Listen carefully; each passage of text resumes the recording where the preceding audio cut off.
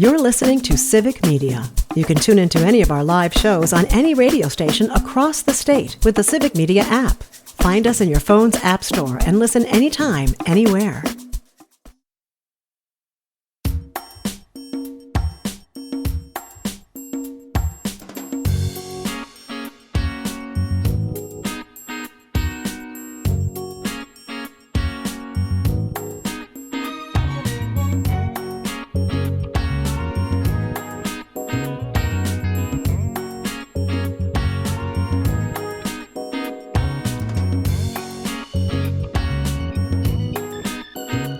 Good morning. Welcome to Mornings with Pat Kreitlow. Pat's on vacation. I'm Matt Rothschild, subbing in as a co-host with Angela Lang, and we are all across the Civic Media Radio Network. We hope you'll join our conversation by calling or texting at 855-752-4842. That's 855-75-CIVIC. You know, we're going to continue the conversation on how to resist Trump.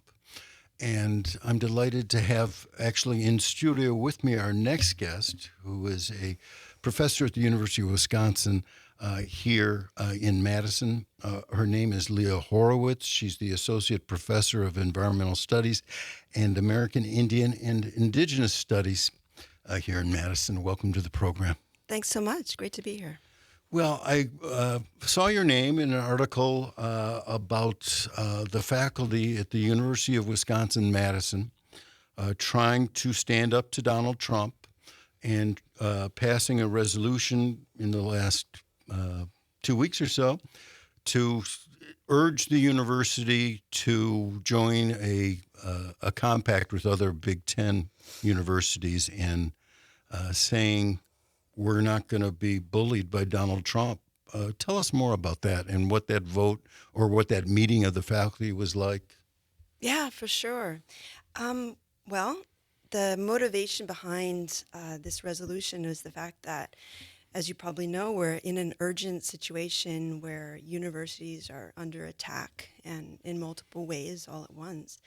And I can talk more about that in a minute, but in terms of the resolution itself, the idea behind that was just looking at the strategy of the current federal administration has been just to target a few universities at a time so that the rest will silence themselves. So we've watched as universities have been targeted one after another, and the rest have largely kept their heads down, hoping that they wouldn't be noticed. And some were caving, like Columbia. Exactly. So, you know, it's becoming increasingly clear that that isn't working. You know, you mentioned Columbia University, and they were under immense financial pressure, and they actually acceded to the administration's demands. And then the administration made even more demands and froze even more funding. So, you know, that clearly isn't working as a strategy. But we have seen the executive branch back down and even reverse course when there's enough resistance. We saw it with tariffs, and then closer to home for us academics, we saw that happen with student visas. And so universities are starting to stand up to these illegal attacks. We don't, as UW-Madison doesn't have the deep pockets that Harvard is using for its litigation, but as members of the Big Ten, we have each other, and we can stand together. It was important, the stance that Harvard made, though, even though they have that endowment with, you know, $40 billion or something ridiculous there in their pocket. Absolutely. But the amazing thing was the extent to which the Trump administration wanted to dictate what could be taught at Harvard. Yeah, for sure. No, that's truly a terrifying situation to be in when you're being told what you can and cannot say in the classroom, right? That's obviously completely flies in the face of everything that we stand for as a nation in terms of free speech. So, you know, that was it was really great to see Harvard stand up. And has that emboldened other university administrators to stiffen their spine? Well, we're hoping so, right? I mean, that was the idea behind this resolution, and particularly for this Big Ten academic alliance. You know, Rutgers took the lead on this, and a couple of their faculty members wrote a resolution, and their faculty senate passed it. So the full name of this resolution is, or the compact that it's calling for, is a mutual defense compact for the universities of the Big Ten Academic Alliance in defense of academic freedom, institutional integrity, and the research enterprise. So big long name there. And we were the 11th of the 18 Big Ten to sign on. And meanwhile, you got the University of Massachusetts Amherst, the State University of New York, and at least 3 City University of New York schools that have all passed an essentially identical resolution. What was the vote like at the UW faculty? Was it overwhelming? Was it close? It was absolutely overwhelmingly in support. Yeah, I wish I could say it was unanimous. I think there was one dissent, but I believe that was on procedural issues rather than substantive. But one out of how many? Well into the 200s. Oh, so it was truly overwhelming. Absolutely. And the senators had time to take that back to their departments and share the text of the resolution with the faculty that they represent. And I just got a lot of emails very much in support of this effort. Very encouraging. But it's still, for the university to come on board with it, the chancellor's got to support it, and the regents have to support it, right? For sure. So, that's our hope, is that's the next step.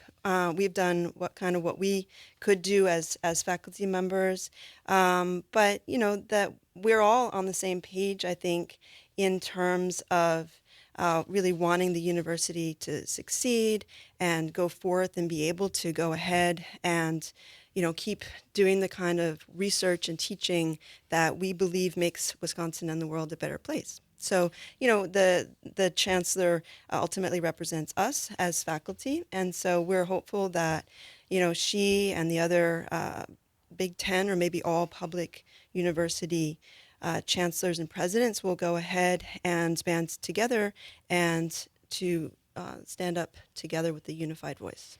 Professor Horowitz, what has Chancellor Mnuchin's response been so far? Have we heard anything substantive on this from her? We haven't heard anything back. She did, the rumor has it that she is in support of this compact. So we're hoping to hear a response soon. That's a hopeful rumor. Absolutely. And what would that mean if the chancellor came on board? That would be a big signal to the regents themselves. And now Governor Evers has a majority of the Board of Regents, doesn't he? Am I right about that? Is there a majority of Board of Regents now have been appointed by Evers? That's a good question. I'm not quite sure. Angela may know. Do you know that, Angela? I think so. I think at this point, yeah. I know, but don't quote me. He just appointed a couple more. So yeah. And then for the whole system, assuming that your rumor is correct, that the chancellor supports this, and assuming that the regents go along with it, what kind of statement would that make if the UW system stood up to Donald Trump? Yeah, for sure. So, I think it's part of all of the Big Ten coming together and just showing a united front, right? And just saying that, we're going to support each other. So what the resolution actually does is, it's very simple, but it does 2 things. One is to commit to a shared or distributed defense fund. So if any one of us is attacked, then everyone steps up to share resources. So it would be a legal defense fund?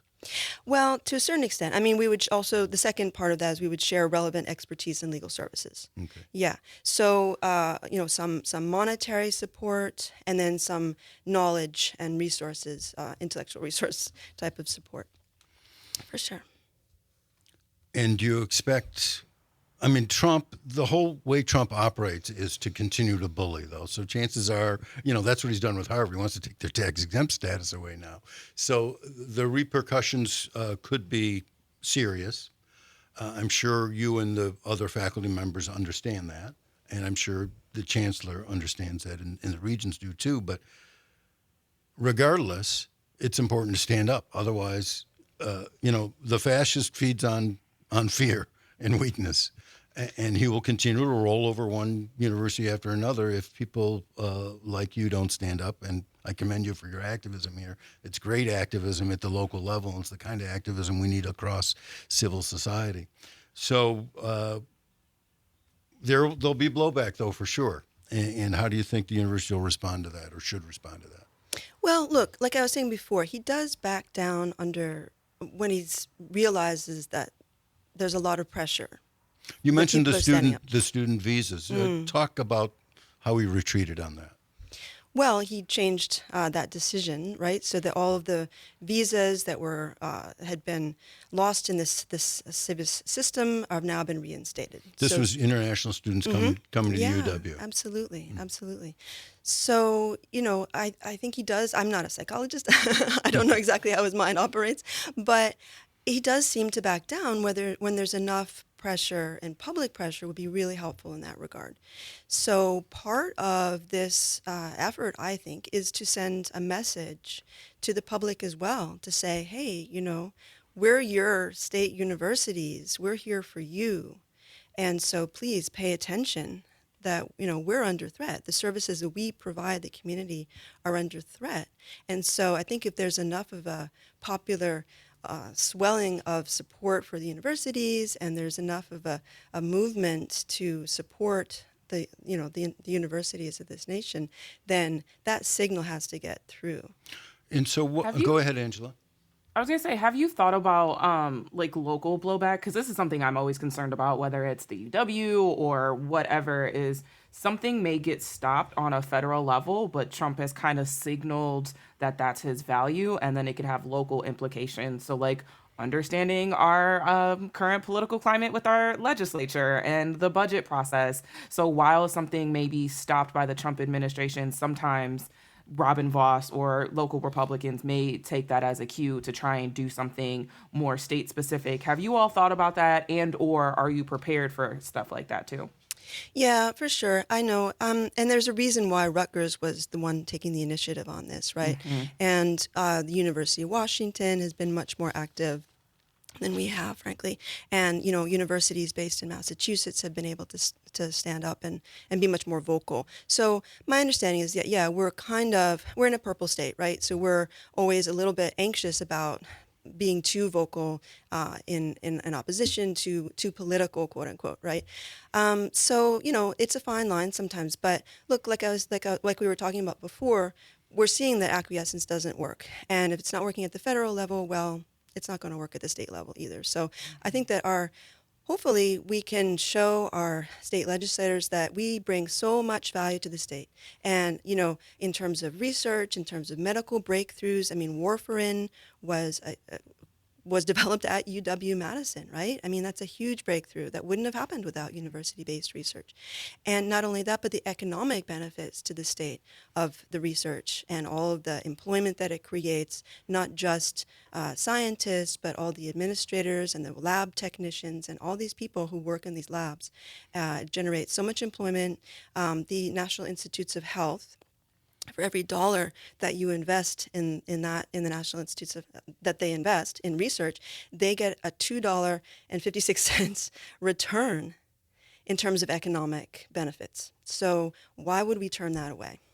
You mentioned warfarin. There's a new book out about Professor Link by Doug Moe about his discovery of warfarin and how it helped solve some medical problems there, and also the benefits that accrued here to the state of Wisconsin. So Absolutely. Just a salute to Doug Moe, one of the best writer, I think the best writer in Madison, and also to the Link family that have done a lot for peace and social justice here in the Madison area as well. I'm going to ask you just to stay after this quick break, because I want you to tell us what we should do in support of your efforts and the efforts of the faculty here. You're listening to Mornings with Pat Kreitlow. I'm not Pat Kreitlow. I'm Matt Rothschild. I'm joined by Angela Lang as a co-host and by Professor Leah Horowitz, who's been leading the effort at the faculty UW-Madison and standing up to Donald Trump. It's a great thing. And you can join the conversation, 855-752-4842. We'll be right back.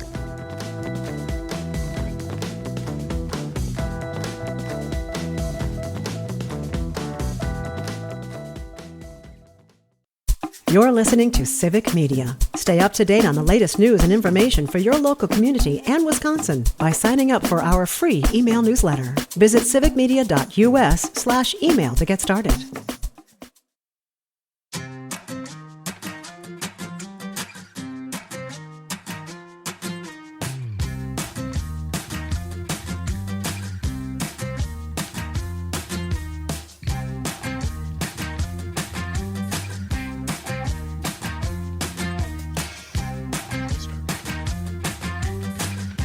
Good morning. Welcome to Mornings with Pat Kreitlow. I'm Matt Rothschild, subbing in for Pat, who's on vacation this week, and my co-host Angela Lang has joined me again today, as she has yesterday, and we're both going to be with you tomorrow and Thursday, and we're enjoying the opportunity to talk with some great guests, like we have in studio right now, Professor Leah Horowitz, Associate Professor of Environmental Studies and American Indian and Indigenous Studies here at the University of Wisconsin-Madison. She's been one of the leaders in this effort to get the faculty at the University of Wisconsin-Madison to join with 10 other faculties in the Big Ten in passing a resolution saying that they're not going to be bullied by Donald Trump. How did this come together at the University of Wisconsin-Madison? Did you take the lead, or were there other people with you? Well, I heard about it from this associate dean of the Nelson Institute, who just sent me an email. I think it was a journal, a newspaper article about this initiative, and I just said, "Oh, wow, that sounds like a great idea," and ran with it. So there are professors around the university who are getting together and talking about these issues and trying to plot a way forward, see what we can do from where we sit. Well, thanks so much for taking the lead on it. That's great activism at the faculty level, and we need activism at every level here in this country, and so I admire you greatly for that. What do you want the listener here on Civic Media to do, or if the person's an alum of the University of Wisconsin, is there an effort to gather support among citizens of Wisconsin or alums of UW to back what the faculty just did?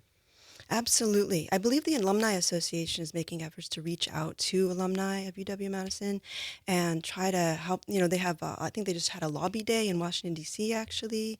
So, they're trying to reach out to them and get them active in speaking out on behalf of the university, which is really wonderful. And in fact, if listeners want to help, there's a huge role for all the listeners out there who can call. You can call your congressional representatives and just say, hey, Congress actually appropriates the funding that gets spent by the federal government, right? And normally, under normal circumstances, they are the ones who control the purse strings. In fact, that's how our founding fathers envisioned how it should go. That's written into the Constitution. So you can say to your congressperson, hey, why are you giving up your power, right? Don't you believe in the Constitution and the balance of powers? And let Congress continue to control the purse strings and decide how the money should be allocated. The number to call is 202-225-3121. 202-225-3121. That's the switchboard at the Capitol. All you got to do is call that number and say you want to talk to your senator or your representative and give them an earful about this. Tell Donald Trump to keep his grimy hands off the University of Wisconsin and let there still be freedom of speech, freedom of research, scientific inquiry, academic freedom here in Wisconsin. We can't give that up. And Professor Leah Horowitz has been leading the battle here. Where does it go from here? Well, we just have to keep using our voices and standing up and raising awareness, right, amongst, and having conversations too. So one way is to contact, like I said, your representatives, and thank you so much for sharing that number. That's really helpful. Another way is just to have conversations, just to talk to your friends, your neighbors, have conversations at the barbecue that you might have, or a cookout, or your kids' baseball game, and just have those kinds of one-on-one conversations. Research has shown are really, really helpful in just getting people to be aware of the issue and, in fact, in changing people's minds. The activist in me is thinking of ways to, pass out leaflets at the Badger football games coming up or things like that, just to get people who, may be less political, but, they're there, they're alums, they're wearing their Badger red, and, they need to know what's going on. They need to know the threat that Donald Trump poses to this great university system we have here in Wisconsin and to free inquiry at universities all across the country, because this is a classic move by authoritarians to go after the universities, to go after the judiciary, to go after the press. It's part and parcel of the assault on civil society, and that's why it's so dangerous, and that's why it's so commendable, the work that you're doing, Professor Leah Horowitz at the University of Wisconsin. So thanks so much for being my guest today here. Thanks so much for having me. Yeah, terrific work you're doing. And Angela Lang, you're an old organizer. You must appreciate this work.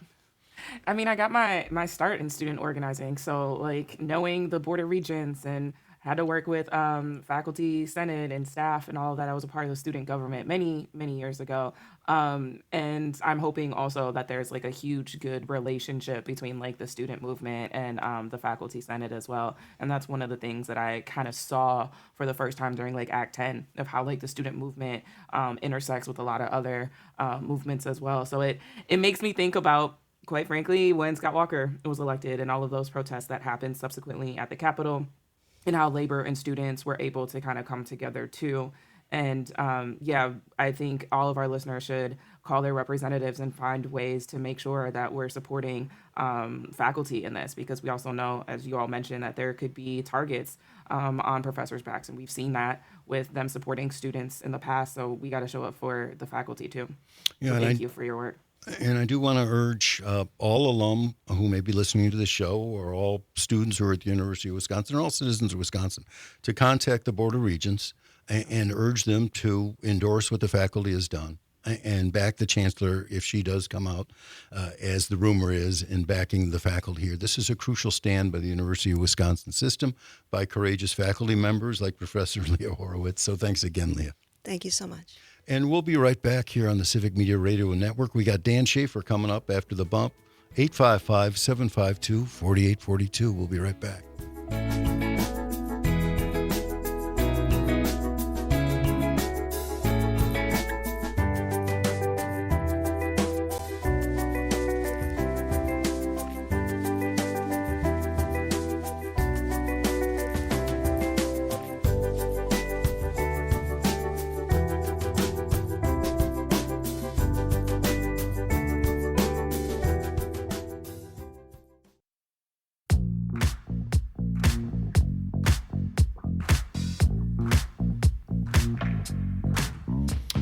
Welcome back to Mornings with Pat Kreitlow on the Civic Media Radio Network. If you've been listening to the Pat Kreitlow Show, you know I'm not Pat Kreitlow. I'm Matt Rothschild. I'm co-hosting the show today with Angela Lang. We'll be co-hosting again tomorrow and Thursday, and it's an honor to be with you all across the Civic Media Radio Network. You can join the conversation, 855-752-4842. And we have Dan Schaefer on the line. Dan is the founder of the Recombobulation Area. He's also the political editor right here at Civic Media. He's also a prize winner, as Angela Lang is. Dan Schaefer and the Recombobulation Area brought home a haul of, I think it was 6 prizes at the Milwaukee Press Club event over in the last few days. So congratulations, Dan. Thank you, and congratulations to Angela. Angela won gold. We won 6 at the Recombobulation Area, but the 1 gold went to none other than Angela Lang. So congrats to Angela for that one. So excited. Thank you. I heard she beat you out in that category.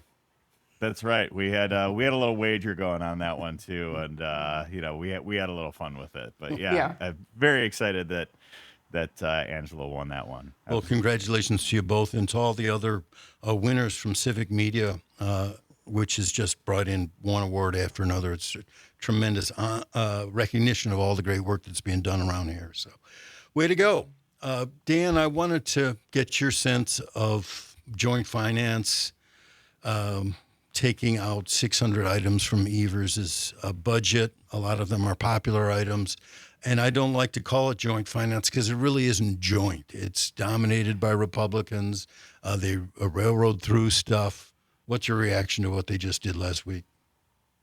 You know, it's interesting because we're now in the second budget of Tony Evers' second term.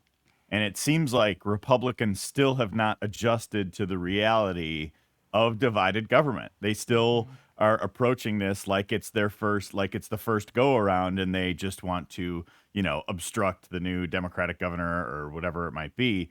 But Evers was reelected. He had another budget. Like, we're going to go through this same cycle where, Republicans remove everything, and then we go through the budget process and they rebuild the budget, and then they get mad when Tony Evers uses his partial veto powers at the end of it.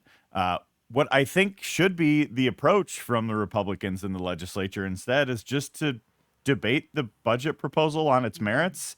There's plenty of good stuff in there that both parties could get behind, and plenty I'm sure that they disagree with. But that's why we have this process. That's why you have, the governor proposes a budget, the legislature debates the budget. It shouldn't be this way where they just get rid of, basically gut the entire budget as soon as it hits the committee desk and joint finance. And it just really shouldn't be this way. It doesn't have to be this way. It's just the way things have been run under Robin Voss's leadership and under the leadership of, the current crop of legislative Republicans. And it's crazy they're taking things out that there's, vast support for. I mean, childcare, we talked about that earlier with a child care provider. They're cutting $480 million from the child care industry that is barely able to survive right now, barely able to take care of our kids here in the state of Wisconsin. They're cutting funding for special needs out of the public education budget. I mean, every family in Wisconsin has someone or knows someone who's got special needs and could certainly benefit from a little bit more support.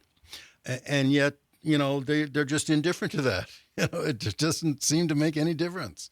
And that inability to listen to the needs of their constituents is what is so shocking, I suppose, to me. How do you make sense of it, Dan?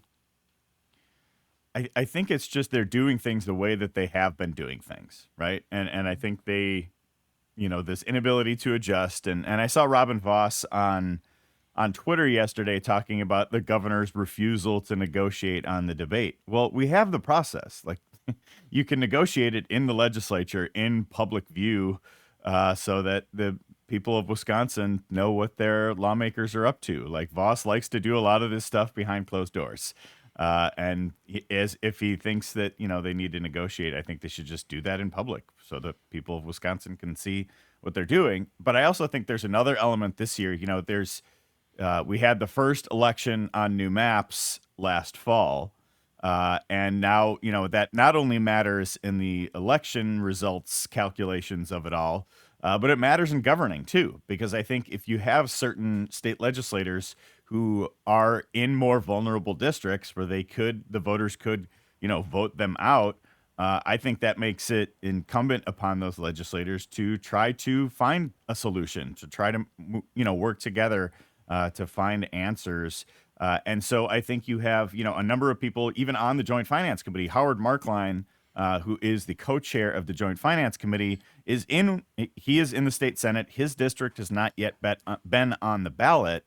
And so he will be up next year. As if people are asking about what certain state elected officials are doing next year, stands to reason they should be asking Markline that question as well about what he's going to do, because is he, as the face of the Joint Finance Committee in many ways, as the Senate's co-chair, he's in a district that Kamala Harris won last year. So I think, it is going to be, he is on that list of state senators that could be vulnerable to Democrats flipping the state Senate once they, finally get rid of the full gerrymander and have fair elections on the new maps in both chambers for, both for all members of the state Senate. Only half was up last fall, and the other half will be up next year. I mean, I would think that he'd be more sensitive to the interests and concerns and the expressed concerns of his own constituents, Howard Markline. I mean, we had the child care provider from New Glarus who invited him to a public meeting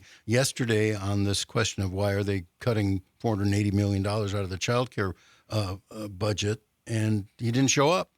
And I would just think from a political standpoint, leaving aside the moral and urgent needs of the people of Wisconsin, that just to protect his own political hide, that he would, number one, show up for public meetings, number two, listen to his constituents, and number three, maybe vote against, Robin Voss if he thinks his political career depends on it. But yet we don't have that kind of reaction.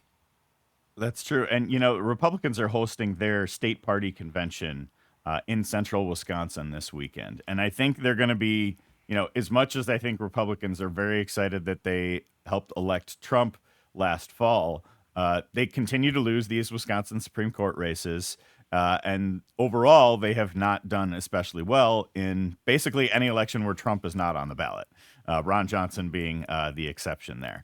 So if it's not Trump or Ron Johnson, themselves, they have not really done especially well in these statewide races. And I think they have to, at some point, ask themselves what type of role these actions in the legislature are playing, whether it's gutting the Evers' entire budget proposal, whether it's the gavel in, gavel outs that we've seen with the special session. Like, I think people are really tired of this type of tactic, these obstructionist tactics that just only play to, kind of, the far right fringe of the state of Wisconsin.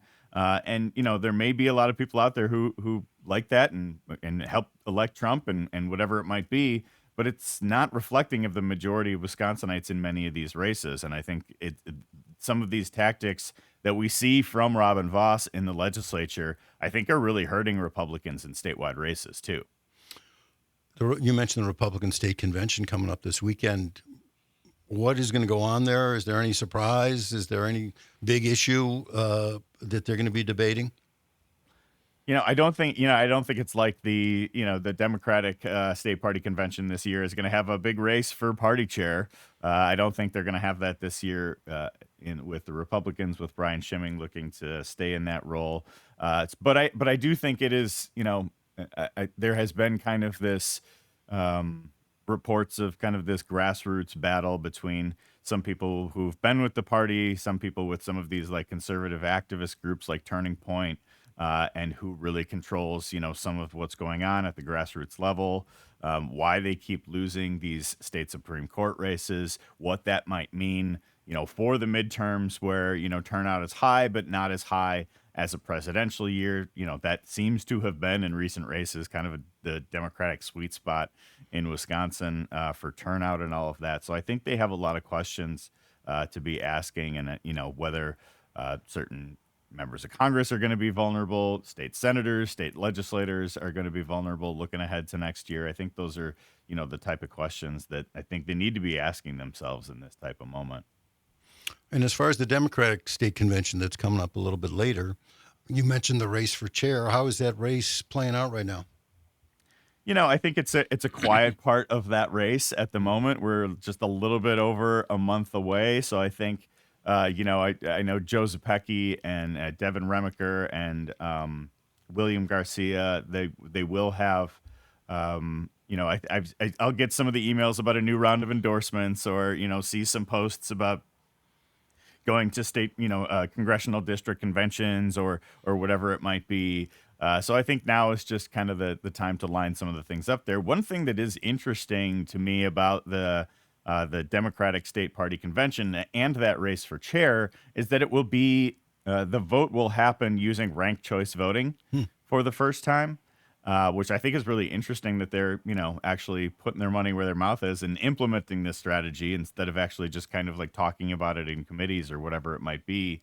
And I think it will be, the fact that there are more than two candidates means that there will be some actual impact of that ranked choice voting model as well. So it'll be really interesting to see how that plays out, where it's not just like, mark your card for your one candidate. And it will be that ranked choice. Do you want to explain how ranked choice voting works, Dan?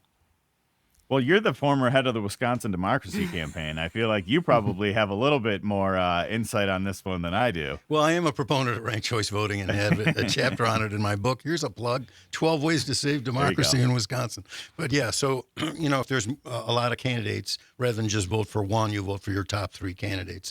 And if your candidate who's your number one candidate isn't in the top three when all the votes are decided, then your second choice becomes your first choice. And it just bumps up until one candidate has a majority of the voting. And to my mind, it is a more democratic way to select someone. And there are bills in the legislature for ranked choice voting. Actually, there's some bipartisan support here in the state of Wisconsin for ranked choice voting. So I think it's one of the democratic reforms, small d, that we need in this state, as well as banning gerrymandering and getting a handle on campaign finance reform. Those are some of the biggies.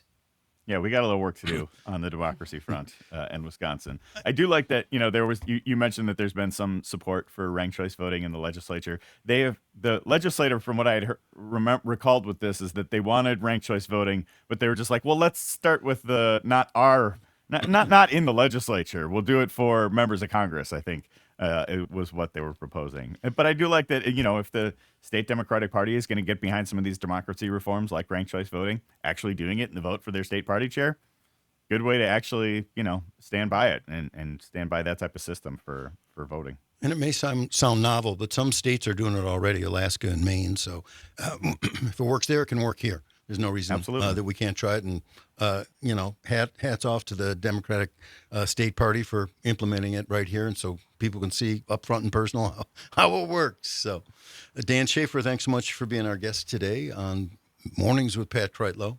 We're going to be back in a minute with Jane Matnair. And also a bird song, one of the migrating birds that's coming through, an indigo bunting, the blue finch. You can hear its voice in a minute.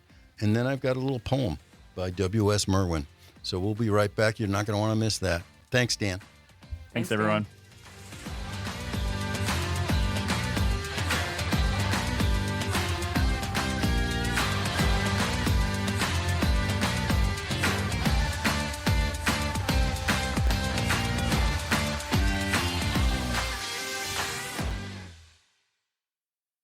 You're listening to Civic Media.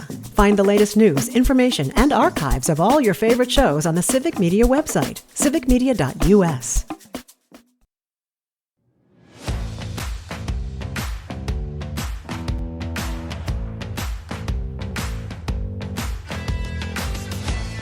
Hey, welcome back to Mornings with Pat Kreitlow on the Civic Media Radio Network. I'm Matt Rothschild, subbing in for Pat much of this week with my co-host Angela Lang. It's been a great morning, and it's been a pleasure to be with you. I always, at the end of a program, want to bring a bird song to you because I'm a crazy bird watcher like all bird watchers. And the migrating birds right now are tremendous all across the state of Wisconsin. Yesterday, we heard the voice of the Baltimore Oriole. Today, I give you the indigo bunting, the blue finch, which is an amazing bird to see. Sam, can you play it?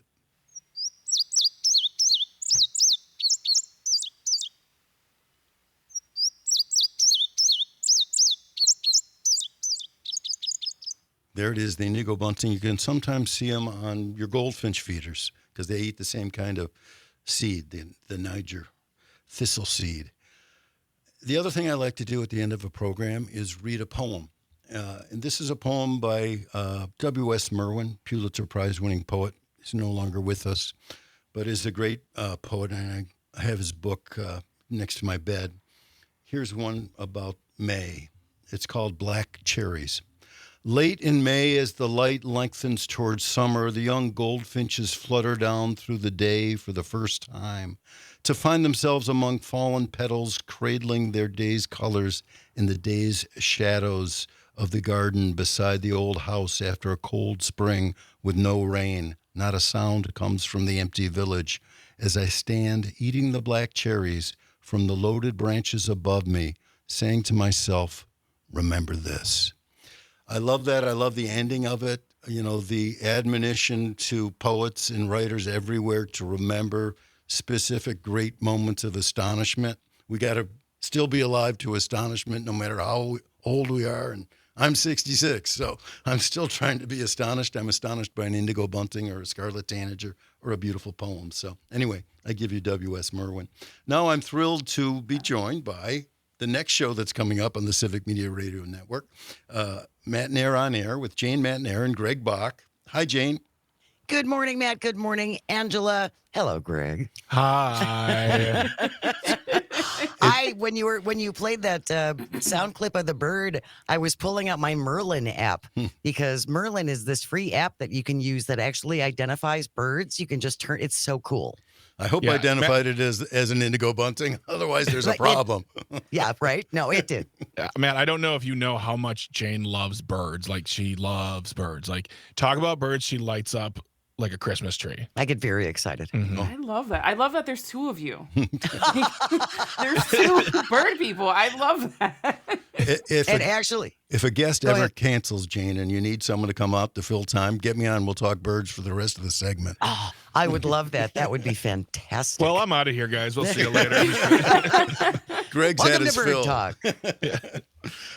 Listen, I've got to blame you two for me having to finally download the Civic Media app because once I couldn't listen to you in Madison anymore, I was devastated. And it was the only reason that got me over the hump. I'm an old anti-clumsy technology guy, but I need to listen to you in the morning. And so the app, and it's super easy. If I can download the app, anyone listening now can download the app and listen to Jane and Greg here in Madison, or you can live stream it too on your computer, and I've done that too. So there's no reason to miss Matt and Air on Air. What do you got in store for us today? Well, today I think we're going to start off with more from the Dog Ate My Homework administration, because nothing is ever their fault. Yeah. So it's either Billy did it, or Frankie did it, or my dog ate my homework. Sean Duffy, our head of the Department of Transportation, of course, talking about some of the problems we're having with the FAA and the lack of air traffic controllers. And he made a little comment about, when would have been a really good time to start fixing things with our air transportation during COVID. Don't tell me now. Don't tell me who was in office when we got hit by COVID. I think, Angela, it was. Was it Joe Biden? I don't think. No, it wasn't Joe Biden. No. I think that Barack was Obama. Yeah, no. Thanks, Obama. It was the Trump administration was the one in control when COVID hit. And yeah, there would have been months and months and months when things really slowed down. That might have been a good time to start looking at an overhaul of the FAA. But no, they didn't do that. So we're going to start off with Wisconsin's own Duffster. Former reality star. And then, speaking of planes, I understand there's an offer of a free plane that's really not going over well with some of Donald Trump's supporters. I agree with Laura Loomer. Well, there's a shocker. Now I have to throw myself off the tower in the back of the building. I mean, I was stunned. But yes, I agree with Laura Loomer on this whole, let's take a free jet from the government of Qatar. What could go wrong? And what do you got in store for This Shouldn't Be a Thing, which is one of my favorite segments on your program? Oh, today Calvin found this one. It's Kitty Gets a Grill. Oh, there you go. So for the people, Kitty Gets a Grill edition. For people unfamiliar, do you want to tell them what you do at the end of your show? At the end of the show, for the last half an hour of the show, we really try to get away from news a little bit and take a breath. So at 10:35, we call it audio sorbet. So it's kind of a cleansing for your ear palate. And today we're going to talk about the most popular names in the country, and then what you wish you had been named. Because I think I don't like my name. I never liked my name. I wanted something with a lot more pizzazz. And I got Jane, which is great because it rhymes with pain and insane and all those great things. But anyway, we're going to talk about things you wish you had been named, what you wish your name was. And then This Shouldn't Be a Thing is just essentially a silly story that it makes you go, yeah, that shouldn't be a thing. It's a and we try to segment. stay away. We really try to stay away from politics, because if we did a political tisbat, as we call it, that's all we do every day. Yeah, we all need a break. So thanks so much, Jane, Matt and Air, and Greg Bach. They're coming up next with Matt and Air on Air. I want to thank Greg and Sam for helping produce the show. I want to thank all our guests who were on it. Callers and texters, I thank you too. And I especially thank Angela Lang, my great co-host. We'll be back tomorrow with more Mornings with Pat Kreitlow, even though Pat's not going to be here. Have a good show, guys. See ya. Thanks. Bye.